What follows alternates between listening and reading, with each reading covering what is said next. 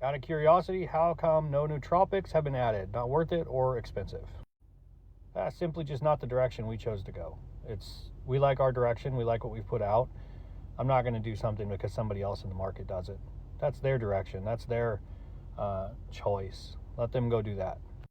The other side is when I look at cognitive function, you see things like lion's mane or something like that. That's going to be tough to flavor around, and the mass consumer is not really ever going to understand that. The other part to it is when I put a dose in, for example, we have a dose of taurine at 1,000 milligrams. That's a dose that counts. It's a dose that matters, right? When you talk about cognitive function ingredients, what would be the benefit of putting one of these other ingredients in there at a dose that has no validity?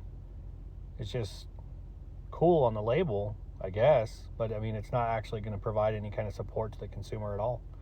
So I'm not really a fan of doing things like that. If we're going to put it in there, it's going to count. Or at least if we're going to talk about a dose, we're going to talk about a dose that counts. So, that's kind of where we're at with it. Wasn't our direction, not something we chose to do. And nothing wrong with going the other way. Just that's not our way.